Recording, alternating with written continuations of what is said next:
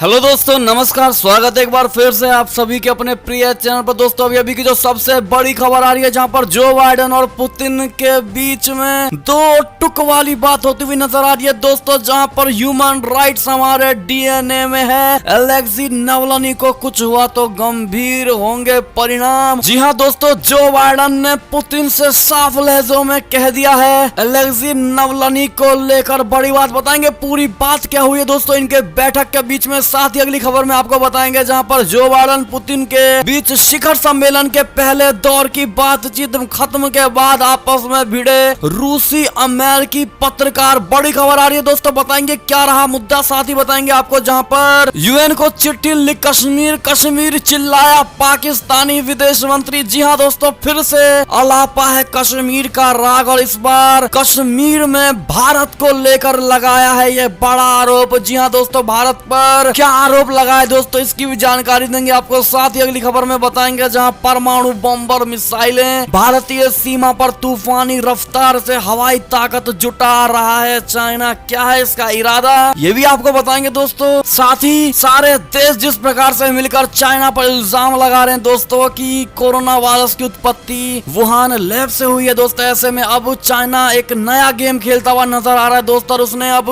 America पर ये बड़ा आरोप लगा दिया है दोस्तों। टेस्टिंग को लेकर भी बड़ा सवाल उठाया है, बताएंगे क्या है खबर। ऐसे ही हर तरह की खबरें आज आपको बताने वाले दोस्तों। तो खबरों में आगे बढ़ने से पहले, अगर आप भी चाहते हैं कि उत्तर प्रदेश के चुनाव में मुख्यमंत्री के तौर पर योगी जी ही होने चाहिए दोस्तों, और मोदी जी है तो हर चीज संभव है, तो फटाफट से वीडियो कर दीजिए लाइक, चैनल को कर दीजिए सब्सक्राइब, बेल आइकन दबाइए, साथ ही कमेंट बॉक्स में लिख दीजिएगा जय हिंद। जी हाँ दोस्तों, तो चलते हैं पहली और सबसे बड़ी खबर की तरफ, जहां जो बाइडेन की पुतिन को दो टुक ह्यूमन राइट्स हमारे डीएनए में है। अलेक्सी नावल्नी को अगर कुछ हुआ तो भुगतने होंगे गंभीर परिणाम। जी हाँ दोस्तों, अमेरिका के राष्ट्रपति जो बाइडेन और रूस के राष्ट्रपति व्लादिमीर पुतिन के बीच जिनेवा में आयोजित बैठक में कई मुद्दों पर सहमति बनी है दोस्तों। इस दौरान जो बाइडेन ने यह भी स्पष्ट कर दिया है कि वो विवादित मुद्दों को उठाने से पीछे नहीं रहेंगे। दोनों नेताओं के बीच बुधवार को लगभग 4 घंटे तक बैठकें के बाद अमेरिकी राष्ट्रपति ने कहा है कि यूएस और रूस एक यूनिक जिम्मेदारी साझा करते हैं। दोनों देशों को एक ऐसा रिश्ता बनाना चाहिए जो स्थिर हो और जिसके बारे में अनुमान लगाया जा सके। जी हाँ दोस्तों, जो बाइडेन ने आगे कहा कि मैं चाहता हूं कि व्लादिमीर पुतिन समझे कि मैं जो कह रहा हूं क्यों कह रहा हूं, और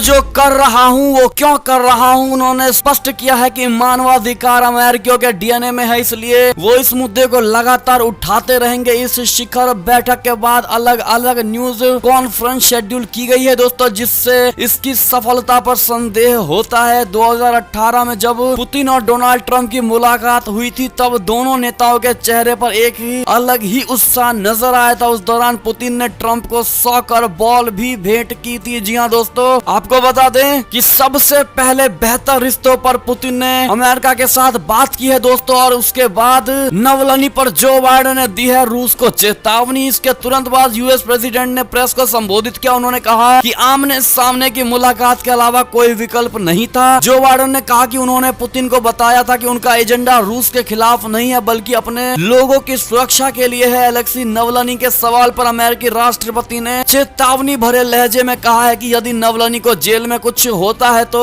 इसके भयानक परिणाम होने वाले हैं। दरअसल जो बाइडेन से जब पूछा गया था कि अगर रूस के सबसे बड़े विपक्षी नेता नावल्नी की मौत जेल में अगर हो गई तो इस पर जो बाइडेन ने कहा कि इसके भयानक परिणाम रूस भुगतेगा। जी हाँ दोस्तों, ऐसे में बड़ी खबर आ रही है और ब्रेकिंग न्यूज है आप सभी के लिए दोस्तों। जो बाइडेन और पुतिन के बीच ये बड़ी खबर आ रही थी, क्या कहते हैं इस पर आपकी क्या राय होगी कमेंट में जरूर बताएगा। यहाँ भी अगर आप मानते हैं कि जो बाइडेन एकदम सही कह रहे हैं दोस्तों, क्योंकि लोकतंत्र में सभी को जीने का अधिकार है, तो आप भी कमेंट सेक्शन में जो बाइडेन की तारीफ करते हुए थैंक यू जो बाइडेन जरूर कह दीजिएगा। बढ़ते अगली खबर की तरफ, जहाँ पर इसी से जुड़ी खबर, जो बाइडेन पुतिन के बीच शिखर सम्मेलन के पहले दौर की बातचीत खत्म होने के बाद आपस में भिड़े रूसी अमेरिकी पत्रकार। बता दें, अमेरिका के राष्ट्रपति जो बाइडेन और रूस के राष्ट्रपति व्लादिमीर पुतिन के बीच बुधवार को शिखर सम्मेलन के पहले दौर की वार्ता संपन्न हो गई। दोनों के बीच जिनेवा में 2 बड़ी बैठकें होनी थी दोस्तों। इस बीच बैठक के पहले अमेरिकी सुरक्षा बलों और रूसी पत्रकारों में धक्का मुक्की की घटना भी देखी गई है। अमेरिकी राष्ट्रपति जो बाइडेन और रूस के राष्ट्रपति व्लादिमीर पुतिन की शिखर वार्ता की शुरुआत में कुछ मिनट तक अमेरिकी और रूसी पत्रकारों तथा सुरक्षा बलों के बीच असामान्य रूप से धक्का मुक्की और शोर शराबा देखने को मिला है दोस्तों।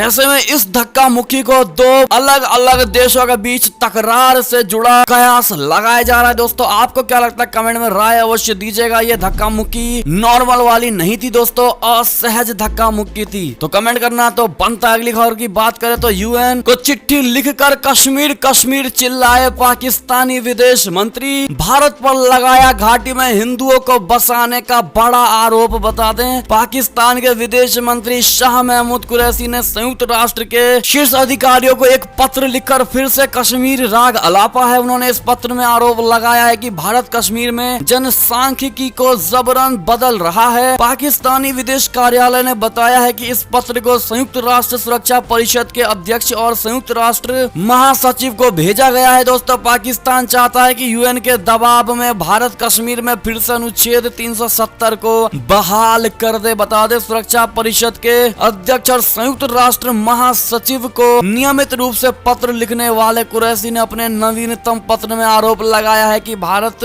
फर्जी अधिवास प्रमाण पत्र जारी करके और अन्य उपायों के माध्यम से कश्मीर की जनसांख्यिकी की संरचना को बदल रहा है। उन्होंने सुरक्षा परिषद से आग्रह किया है कि वो भारत का आह्वान करे कि वो 5 अगस्त 2019 और उसके बाद के अपने कदमों को पलटे। जी हाँ दोस्तों, पाकिस्तानी विदेश कार्यालय ने कहा है कि कुरैशी ने इस बात पर भी जोर दिया है कि पाकिस्तान के साथ परिणामोन्मुखी संबंध के लिए अनुकूल वातावरण बनाने की जिम्मेदारी भारत पर है। कुरैशी ने अपने पत्र में यह भी कहा है कि पाकिस्तान भारत सहित अपने सभी पड़ोसियों के साथ शांतिपूर्ण संबंध चाहता है। जी हाँ दोस्तों, ऐसे में फिर एक बार कश्मीर राग अलापते हुए नजर आ रहे हैं दोस्तों कुरैशी। इस पर आपकी क्या राय होगी? अगर आप भी मानते हैं कि कश्मीर भारत का ही है, वहाँ हिंदू बसे, चाहे भारत का कोई भी नागरिक बसे लेकिन बसेगा भारतीय ही, तो आप भी राय में कमेंट में जरूर लिखकर बताइएगा दोस्तों। बढ़ते अगली बड़ी खबर की तरफ, जहाँ पर तो परमाणु बम और मिसाइलें, साथ ही भारतीय सीमा पर तूफानी रफ्तार से हवाई ताकतें जुटा रहा है चीन। दरअसल क्या है इसका इरादा, बता दें, चीनी ड्रैगन ने दक्षिण चीन सागर में चली गई अपनी चाल को भारतीय सीमा पर भी दोहराना शुरू कर दिया है दोस्तों। चीन ने चुपके से बहुत तेज गति से अपनी पश्चिमी सीमा पर हवाई ताकत को बढ़ाने में जुट गया है। चीन ने इन हवाई ठिकानों को ऐसे समय पर मजबूत करना शुरू किया है जब उसका भारत के साथ तनाव अपने चरम पर चल रहा है। चीन घातक मिसाइलों से लेकर परमाणु बॉम्बर्स को अब भारतीय सीमा के पास अपने हवाई ठिकानों पर तैनात कर चुका है। जी हाँ दोस्तों,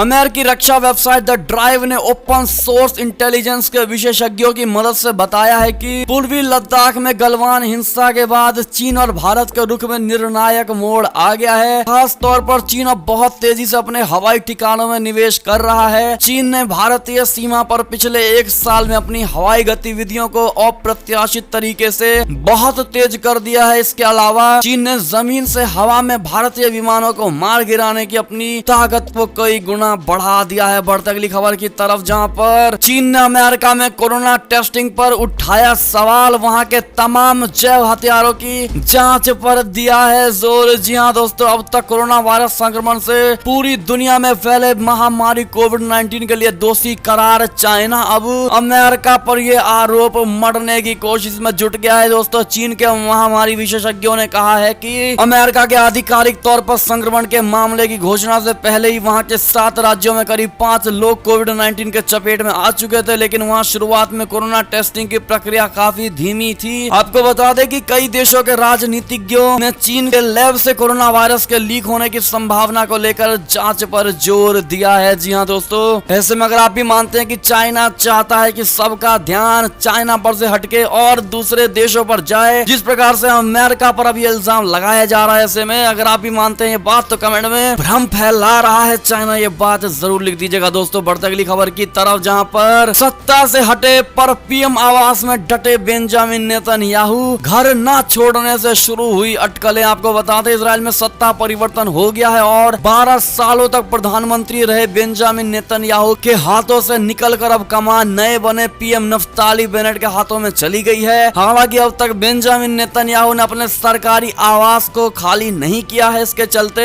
तमाम तरह के कयास लगने लगे हैं कि आखिर वो कब तक अपने सरकारी आवास पर बने रहेंगे। जी हाँ दोस्तों, ऐसे में क्या लगता है आपको? कमेंट में राय अवश्य दीजिएगा। साथ ही अंतिम खबर की बात करें तो कर्नाटक में क्या होने वाला है नाटक। बीजेपी विधायक बोले सरकार चलाने की हालत में नहीं है येदियुरप्पा। जी हाँ दोस्तों, कर्नाटक में भारतीय जनता पार्टी नेतृत्व परिवर्तन की अटकलों को खारिज कर दें, मगर सियासी हलचल देख पार्टी के भीतर सब कुछ ठीक नजर नहीं आता है। दोस्तों यही वजह है कि बीजेपी महासचिव अरुण सिंह कर्नाटक में सब कुछ ठीक करने के वास्ते बेंगलुरु में डेरा डाले हुए हैं। तो वहीं मुख्यमंत्री बीएस येदियुरप्पा और बागी विधायकों के बीच जारी सियासी खींचतान से ऐसा लगने लगा है कि एक बार फिर से कर्नाटक में सियासी नाटक देखने को मिल सकता है। अब भाजपा एमएलसी एच विश्वनाथ ने येदियुरप्पा के नेतृत्व पर सवाल उठाया और कहा है कि वो सरकार चलाने की हालत में नहीं है। जी हाँ दोस्तों, ऐसे में आप लोग क्या कहना चाहेंगे दोस्तों कर्नाटक की येदियुरप्पा सरकार को लेकर, सीएम को लेकर कमेंट में राय अवश्य दीजिएगा। क्या